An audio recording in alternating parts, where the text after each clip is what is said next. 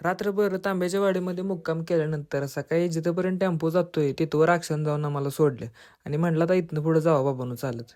मग आम्ही पण टी शर्ट आपलं शिवजयंतीचं घातलं आणि धरली वाट. पण ह्या वर्षी आम्हाला असं वाटलेलं की दरवर्षीप्रमाणे पायथ्यापासून काहीतरी 1 किलोमीटरवर आपल्याला उतरलं असेल. कशाचं काय 4 किलोमीटर चांगलं चालायला लागले. पण 4 किलोमीटर नंतर पुढे गेल्यावर जे आम्हाला गाव बघायला भेटलं मनाचं समाधानच झालं. त्या गावात सगळी मिळून फक्त 6च घरं होती. पण शिवजोत आणायला गेल्यामुळं माणसांनी जे आपुलकीनं विचारपूस केली ते बघून भारी वाटलं. कायम बिस्लरीच्या पाण्याची चव करणारी पोरं सेंटेक्सच्या टाकीव चांगलीच तुटून पडलेली आणि दीपक दादाला तिची नवीनच मैत्रीण भेटलेली. आता मोबाईल घेऊन जयदेव उभा आहे आणि झाडाच्या मागणं मोने येतोय. मग 100% रीलचं शूटिंग चालू आहे. झाडाझुडपातनं वाट काढत शेवटी आम्ही त्या गडाच्या पायथ्याला पोचलो. आता गडाच्या पायथ्याला पोचल्यावर त्या टेकडीवर शेवटी आम्ही एक बैठक मारली. त्या गडाकडे बघितलं आणि प्रवेश दरवाजातनं आत गेलो. आत गेल्यावर त्या तोफा बघितल्यावर आम्हाला गडावर आल्यासारखं वाटलं. सगळ्यांनी गड फिरायला सुरुवात केली. सुरुवातीलाच आम्ही 2 लिंग असणाऱ्या महादेवाची पिंड बघितली. मग त्या तळ्यात घाण पडलेली ती लाकडं वगैरे आम्ही काढली आणि नंतर गणपती मंदिरात गेलो. गणपती मंदिरातून तसं सर आम्ही महादेवाच्या मंदिरात गेलो.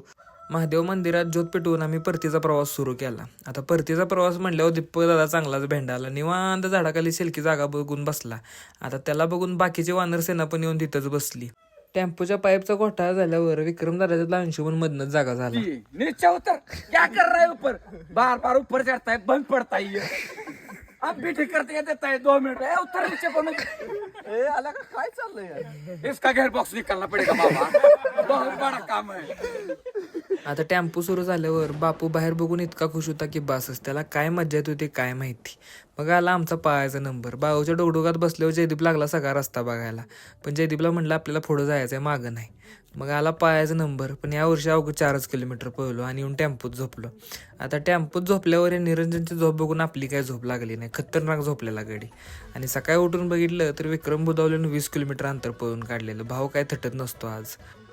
नाश्त्याला थांबल्यावर अक्षरनं हॉटेलचं नाव न वाचता हॉटेलची जाहिरात सुरू केली. शिट्टी वाजवून गिराईक बोलवत होता. आणि टेम्पोत बसल्यावर बाप्याच्या मोबाईलला रेंज नव्हती. बापून तोंड लय भारी वाकडं केलेलं. आणि 2 दिवस आंघोळ न केल्यामुळं गाण्यानं खतरनाक खोच मारली नदीत. सगळ्यासनी दमवणारा दीपक दादा आम्हाला चांगलाच कचाट्यात घावला. गोड बोलून त्याच्या सासरवाडीतनं गुळ शेंगा आणि सरबत आम्ही काढला. मग काही इथनं पुढं स्प्रिंटा मारत ज्योत आम्ही गावात नेली. गावात गेल्यावर आमचं मस्तपैकी बारक्या पोरांनी स्वागत केलं.